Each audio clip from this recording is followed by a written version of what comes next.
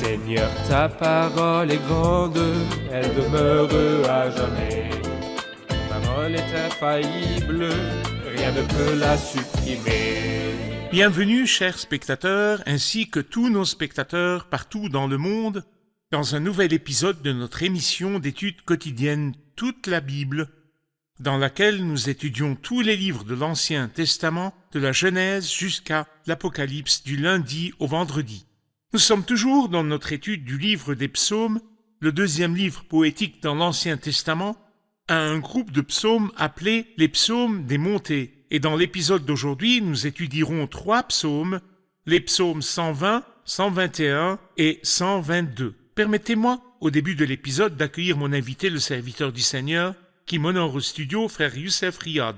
Bienvenue, frère Youssef. Merci beaucoup, frère Riyad. J'accueille aussi le public avec nous, soyez les bienvenus. Frère Youssef, donnez-nous une idée générale sur les psaumes des montées avant de commencer notre étude du psaume 120. Eh bien, ce sont 15 psaumes, du psaume 120 jusqu'au psaume 134, et ils sont divisés en 5 parties, et chaque 3 psaumes représentent une partie de ces 15 psaumes.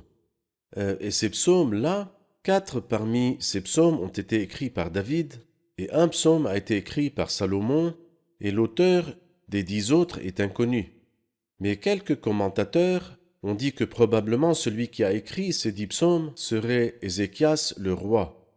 Et ils disent que la raison pour laquelle ils ont choisi Ézéchias comme auteur de ces psaumes, dont l'auteur est anonyme, est qu'ils correspondent à l'expérience d'Ézéchias. Quelle était l'expérience d'Ézéchias ? Eh bien, Ézéchias était un roi pieux, il craignait le Seigneur. Et beaucoup d'ennemis sont venus l'attaquer, comme l'Assyrie Sénachérib, le roi d'Assyrie. Puis, ce mauvais roi l'a fatigué, mais il s'est tourné vers le Seigneur dans la prière. Cependant, le plus grand problème qu'Ézéchias a rencontré, c'est que le Seigneur lui a dit qu'il va mourir. C'est à travers Isaïe qu'il lui a dit cette nouvelle. À ce moment-là, Ézéchias a prié le Seigneur, et le Seigneur a exaucé sa prière. Il a vu ses larmes, et par la suite a rajouté 15 ans à sa vie. Et il lui a dit que le signe que ces 15 années ont été ajoutées à sa vie était de faire reculer l'ombre de Achaz, l'ombre des marches qui est descendue sur l'escalier d'Achaz, le faire reculer de 10 marches, et l'ombre a reculé grâce au soleil. Et en fait, chacune de ces marches indiquait une heure solaire, donc elle indiquait l'heure en quelque sorte. Alors l'ombre a reculé, cela veut dire que la terre a tourné à l'envers, dans le sens opposé. Et bien sûr, ceci est en effet un miracle qui a eu lieu au temps d'Ézéchias. Et les Babyloniens l'ont senti justement parce qu'ils étudiaient les astres et les signes. Donc ils sont venus demander de ce miracle qui a eu lieu quand ils ont su que c'était à cause de la prière d'Ézéchias. Alors donc le Seigneur a prolongé la vie d'Ézéchias de 15 années et l'ombre a reculé de 10 marches, et c'est pour cette raison qu'il a écrit 10 psaumes qui correspondent au nombre des marches qui ont reculé. Et il a rajouté de ses pères, Salomon et David, 5 psaumes au psaume qu'il a écrit pour avoir un total de 15 psaumes correspondant au nombre des années que le Seigneur a ajoutées à sa vie. Et donc ces 15 années, quand nous lisons dans Ésaïe chapitre 38, nous trouvons qu'Ézéchias a passé ces 15 années en chantant. C'est fini. Il dit « Puisque tu m'as sauvé, nous ferons résonner des cordes de nos instruments tous les jours de notre vie. Près de la maison de l'Éternel, je vais consacrer mon temps dorénavant à chanter. » Et c'est pourquoi il a composé 10 chants ou 10 psaumes qui correspondent justement aux 10 marches. Et il a rajouté 5 psaumes pour que le tout fasse un total de 15 psaumes. Et ce sont les psaumes qui sont appelés les psaumes des montées, ou bien les psaumes des marches, parce que le mot montée est le même mot que le mot marche. Donc ce sont les marches qui ont reculé, alors les 10 marches, et l'âge qui a été prolongé de 15 années. Et les marches qui mènent vers la maison du Seigneur, ceux qui montent sur ces marches. Une autre interprétation. Très bien. Frère Youssef, dans le psaume 120, il dit « le chant des montées ».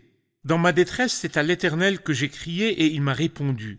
Éternel, délivre-moi des lèvres fausses, de la langue trompeuse.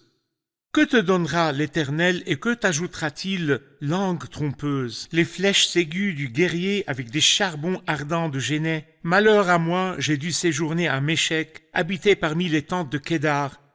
J'ai habité trop longtemps avec ceux qui détestent la paix. Je suis pour la paix, mais quand j'en parle, ils sont pour la guerre. Frère Youssef, qui est en train de dire ces paroles? Il n'y a pas de titre, donc c'est probablement le langage d'Ézéchias, le pieux. C'est probablement lui qui a écrit ce psaume et l'a inclus dans le groupe des psaumes de montée. Nous remarquons que le premier verset résume toute l'idée du psaume des montées. Dans ma détresse, c'est à l'Éternel que j'ai crié et il m'a répondu. C'est comme si nous trouverons dans ces psaumes-là trois idées. La détresse, le cri de celui qui est en détresse, la délivrance du Seigneur.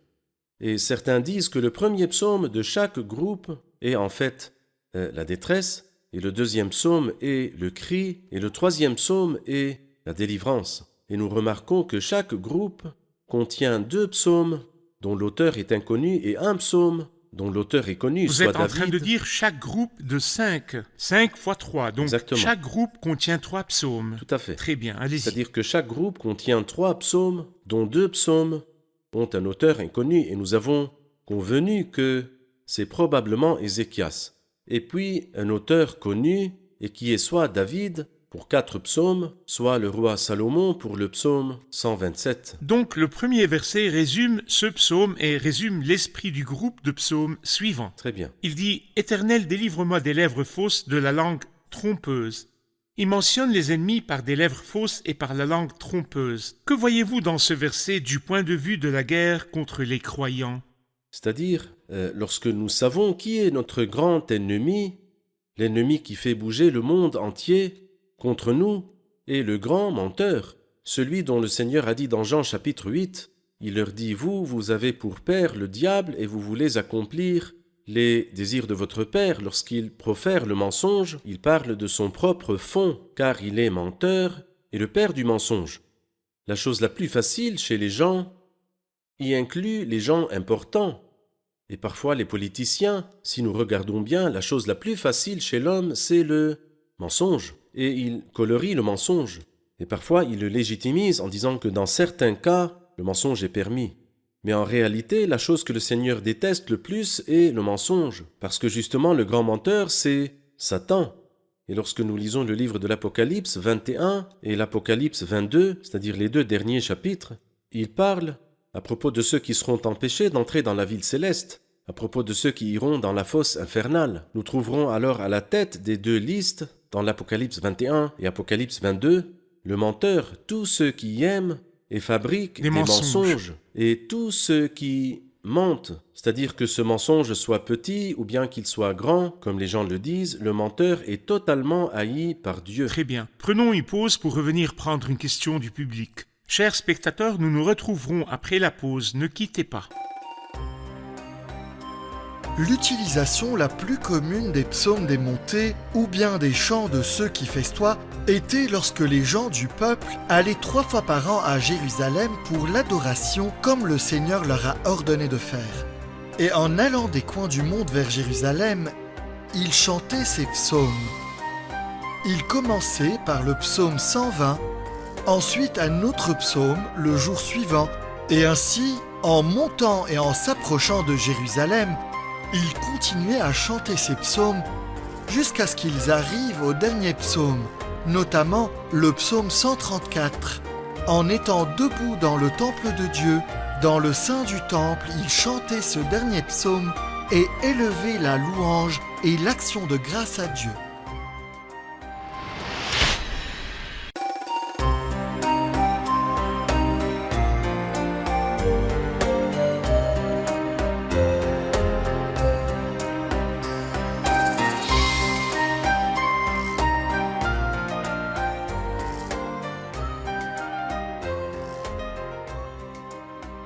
Nous sommes de retour, chers spectateurs, pour poursuivre notre étude du livre des psaumes et notamment le psaume 120. Les versets 4 et 5 disent « Les flèches aiguës du guerrier avec des charbons ardent de jeûner. Malheur à moi, j'ai dû séjourner à Méchec, habité parmi les tentes de Kédar. » Pourriez-vous clarifier ces 2 versets? Allez-y, frère Youssef. Le verset 4 est une réponse au verset 3. Que te donnera-t-il l'Éternel? Et que t'ajoutera-t-il, langue trompeuse? Que te donnera-t-il? Je te dis ce qu'il te donnera. Il te donnera les flèches aiguës du guerrier qui est Satan, avec des charbons ardents de jeûner. On dit que le genêt est une plante du désert qui est l'absinthe du désert, une plante qui brûlait pendant une longue période. Donc auparavant, durant les guerres, ils mettaient la flèche avec du charbon de genêt au bout de la flèche, de façon que lorsque la flèche entre dans le cœur, le feu y entre aussi, pour brûler l'homme de l'intérieur. Que te donnera-t-il l'Éternel et que t'ajoutera-t-il, langue trompeuse? Il te donnera les flèches aiguës du guerrier, ce qui veut dire que le diable a pu entrer au fond de toi par le feu, pour brûler ton cœur par le feu, comme le dit le chant, avec des charbons ardents de genêt. Malheur à moi, j'ai dû séjourner à Méchec, habité parmi les tentes de Kédar. Méchec était le fils de Japheth, comme nous le comprenons de Genèse 10, et Kédar est le fils d'Ismaël.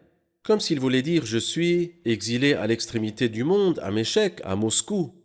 Et ces paroles n'ont été accomplies qu'avec l'exil babylonien, où les Juifs ont été dispersés dans tous les coins du monde. Et bien sûr, ce groupe de psaumes a une dimension qui est prophétique à propos du reste pieux dans le futur. Donc il dit « Malheur à moi, j'ai dû séjourner à Méchec, quand retournerai-je » Ils vont retourner, comme nous allons le voir, je suis dans la joie quand on me dit « Allons à la maison de l'Éternel » et habiter parmi les tentes de Kédar. Du point de vue spirituel, nous voyons dans les flèches aiguës du guerrier Satan le plus grand ennemi. Méchec est l'image du monde dans lequel nous sommes, et puis, dans les tentes de Kédar, nous voyons l'image de la chair. Lorsqu'il dit « J'ai habité trop longtemps avec ceux qui détestent la paix, je suis pour la paix, mais quand j'en parle, ils sont pour la guerre. » Par la chair, vous voulez dire la nature qui est en nous? Qui est en nous, c'est vrai.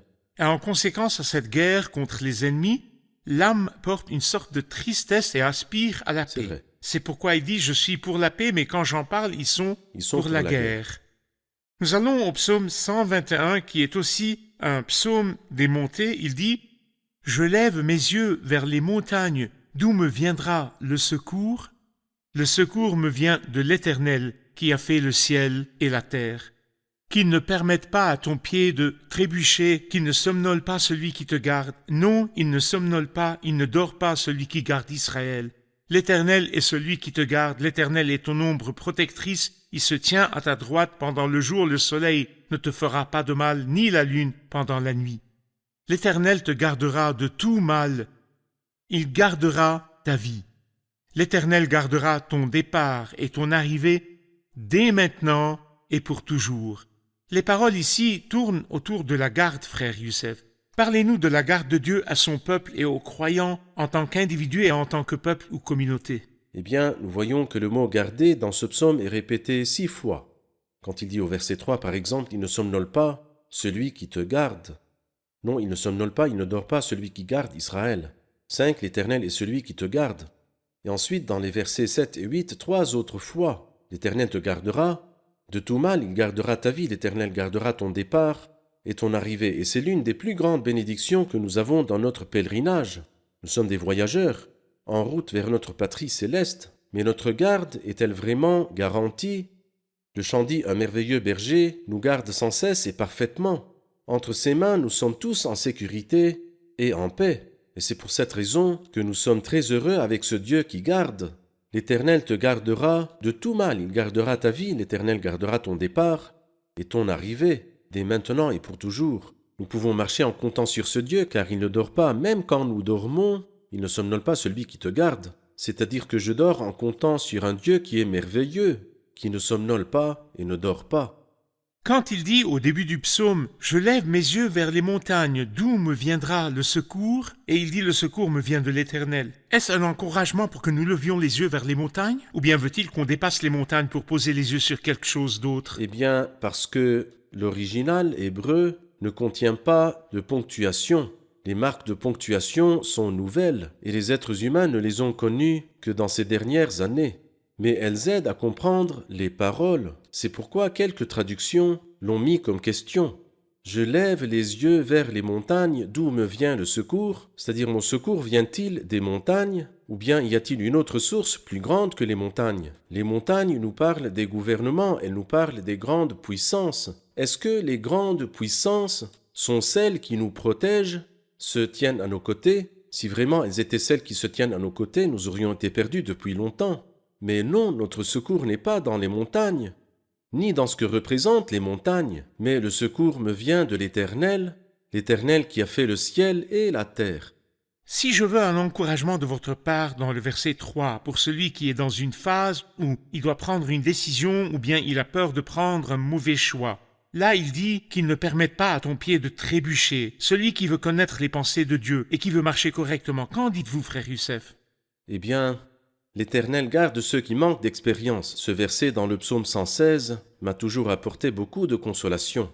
Si je suis fidèle et je veux vraiment connaître la volonté de Dieu et faire la volonté de Dieu, même si moi je ne comprends pas, le Seigneur m'épargnera le faux pas, qui ne permettent pas à ton pied de trébucher. Même si je suis sur le point de tomber, il me retiendra. Tout comme un père qui marche avec son fils, le fils peut commettre n'importe quelle faute, mais tant que son père est avec lui, il est rassuré que son père va lui tenir la main au moment propice. Il gardera les pas de ses bien-aimés. Tout à fait. Prenons une pause pour revenir à une question du public. Chers spectateurs, nous nous retrouverons après la pause. Ne quittez pas.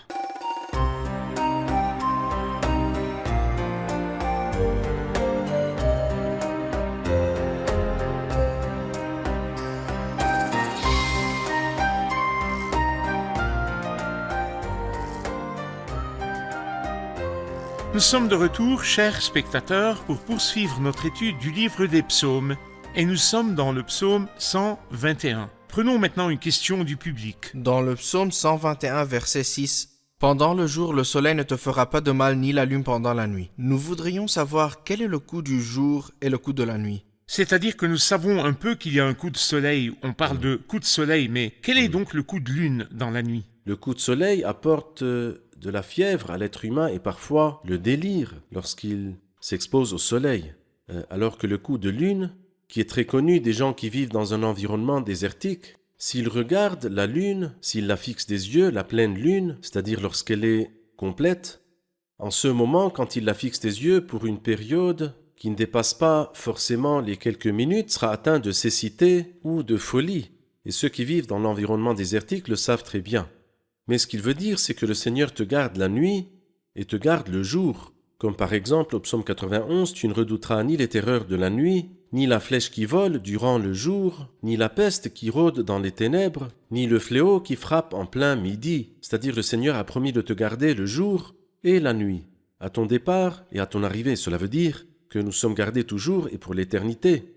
Il est très bon que les croyants s'encouragent les uns les autres par ces paroles. Par exemple, quand une épouse dit au revoir à son mari qui voyage, qu'elle lui dise « l'Éternel gardera ton départ » et ton arrivée. Ou quand une mère accompagne ses enfants à l'autocar de l'école, l'Éternel gardera ton départ et ton arrivée. L'encouragement avec les paroles de la Bible qui parlent de la suffisance de Dieu et de sa protection pour nous. C'est vrai. Allons vers le psaume 122, qui est aussi un psaume des montées. Et ici, il dit de David. Nous savons qui est l'auteur. Oui. Je suis dans la joie quand on me dit « Allons à la maison de l'Éternel ». Nos pas se sont arrêtés dans tes portes, Jérusalem. Dans tes portes, Jérusalem, comme une ville qui forme un ensemble parfait. C'est là que montent les tribus de l'Éternel. C'est la règle en Israël, pour louer le nom de l'Éternel. Car là se trouvent les trônes réservés à la justice, les trônes de la famille de David. Demandez la paix de Jérusalem, que ceux qui t'aiment jouissent du repos, que la paix règne dans tes murs et la tranquillité dans tes palais. À cause de mes frères et de mes amis, je dirai que la paix règne chez toi. À cause de la maison de l'Éternel, notre Dieu, je fais des vœux pour ton bonheur. Parlez-nous de ce psaume qui commence par ces paroles « Je suis dans la joie quand on me dit « Allons à la maison de l'Éternel ». Il est bon de savoir que la maison dans l'Ancien Testament était une maison littérale. Et ils allaient dans la maison de l'Éternel. Et il est bon de savoir aussi que la maison dans le temps présent est une maison spirituelle. Moi, je ne vais pas à la maison. Mais la Bible nous dit dans Hébreux chapitre 3, « Or, sa maison, C'est nous. c'est nous, donc l'Église est la maison de Dieu. » Et par Église, je ne veux pas dire le bâtiment, car certaines personnes appellent le bâtiment Église, mais l'Église est la communauté des croyants. Alors il est bon de garder cela à l'esprit. Mais après cela, il dit « Nos pas se sont arrêtés dans tes portes, Jérusalem. » Cela veut dire qu'avant d'arriver à la maison de Dieu, juste en arrivant à Jérusalem, on s'arrête et on dit « Enfin, nous sommes arrivés à la ville à laquelle nous avons tellement aspiré. Nos pas se sont arrêtés dans tes portes, Jérusalem. » Et après il dit « Jérusalem, tu es construite comme une ville qui forme un ensemble parfait. Elle n'a pas de brèche, à travers lesquelles les ennemis pourraient entrer. Et cela, bien sûr, a un enseignement spirituel pour nous. Il ne faut jamais laisser de brèche à l'ennemi pour qu'il entre me troubler le cœur confus. Il ne faut jamais laisser à l'ennemi rien qu'une petite brèche, car l'ennemi cherche une petite brèche par laquelle il peut entrer, que ce soit dans l'Église de Dieu ou même dans ma vie à moi. S'il trouve une brèche dans la vie du croyant, il en profitera pour y entrer. Alors donc, il ne faut laisser aucune brèche. Il dit, c'est là que montent les tribus de l'Éternel. C'est la règle en Israël pour louer le nom de l'Éternel. Il montait 3 fois à Jérusalem afin d'adorer durant les 3 fêtes. Et c'était un témoignage pour Israël, qu'il se souvenait du Seigneur et qu'il l'adorait. Et ce témoignage était un témoignage merveilleux pour Israël. Quelles étaient les 3 fêtes durant lesquelles il montait? La fête de la Pâque, qui était la première fête, la fête de la Pentecôte, qui est la 4e fête, c'est-à-dire la fête du milieu, et la fête des tentes, qui est la 7e et la dernière fête, et qui était au 7e mois. Jusqu'au verset 4, nous comprenons que c'est une montée à la maison du Seigneur pour l'adoration et l'action de grâce. Au verset 5, car là se trouvent les trônes réservés à la justice. Que veut dire les trônes réservés à la justice? Qui est celui qui se tient sur les sièges, sur les trônes et qui juge? Eh bien, il est beau de savoir que Jérusalem est la ville de la maison de Dieu, mais elle est également la ville du grand roi. Il est beau de savoir qu'il y a vraiment une communication avec Dieu, mais qu'il y a également un jugement. Il est aussi beau que l'Église de Dieu contienne également des jugements ecclésiaux. Lorsque le Seigneur a dit dans Matthieu chapitre 18, « En effet, là où 2 ou 3 sont rassemblés en mon nom », il a aussi dit « Tout ce que vous lirez sur la terre, tout ce que vous délirez sur la terre ». Alors donc il a parlé de loi ecclésiale. C'est bien de garder à l'esprit que dans la maison de Dieu, il y a de l'ordre et qu'il y a de la justice, il y a de la sainteté. Nous ne pouvons pas considérer que Dieu est amour, et bien sûr qu'il est amour, et omettre la sainteté de Dieu et sa justice, et dire que Dieu accepte tout. Non. Au contraire, il est écrit « La sainteté convient à ta maison ». Et nous ne pouvons pas être injustes les uns envers les autres et prendre les choses à la légère. Ça ne marche pas, car là se trouvent les trônes réservés à la justice, les trônes de la famille de David. Vous avez mentionné la maison de Dieu. Nous avons appris que dans la maison de Dieu, il y a les sacrifices qui sont offerts, l'action de grâce et aussi les jugements ecclésiaux. Et la nécessité des jugements ecclésiaux pour garantir la sécurité et le témoignage devant les gens. Et le verset qui vient juste après dit « Demandez la paix de Jérusalem ». Que ceux qui t'aiment jouissent du repos, que la paix règne dans tes murs et la tranquillité dans tes palais. Et moi je vais reprendre le fil à travers cette idée. S'il y a une église locale qui ne pratique pas les lois ecclésiales, le verset 6 s'applique-t-il sur elle? A-t-elle la paix? A-t-elle la tranquillité? En fait, le mot paix a été mentionné au verset 6, verset 7 et le verset 8. Donc il a été mentionné 3 fois. Une fois au verset 6, demander la paix à Jérusalem. Au verset 7, que la paix règne dans tes murs. Au verset 8, je dirais que la paix règne chez toi. Et comme vous l'avez dit, il n'y a pas de jugement ecclésiaux et il n'y a pas de paix parce que le fruit de la justice est semé dans la paix. Le lien entre la justice et la paix est un lien très étroit. Là où il y a la justice, là aussi il y a la paix.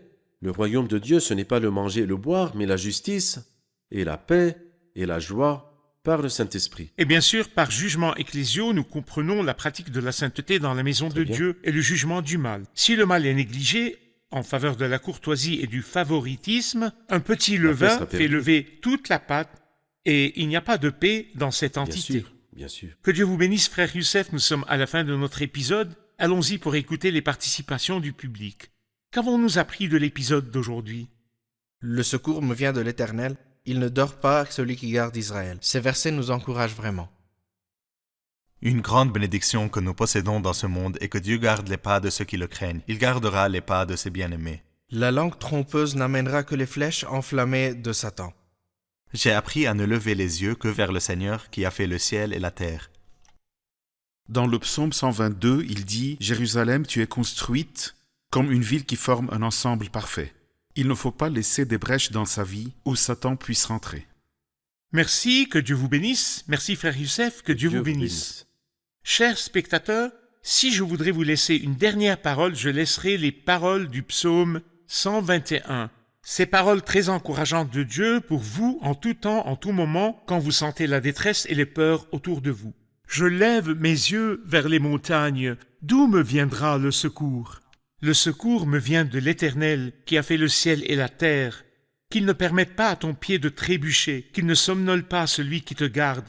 Non, il ne somnole pas, il ne dort pas, celui qui garde Israël. L'Éternel est celui qui te garde. L'Éternel est ton ombre protectrice, il se tient à ta droite. Pendant le jour, le soleil ne te fera pas de mal, ni la lune pendant la nuit.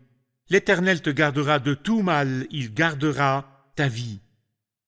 L'Éternel gardera ton départ et ton arrivée dès maintenant et pour toujours. Que Dieu vous garde, chers spectateurs. Je vous retrouve dans un nouvel épisode. Que le Seigneur soit avec vous.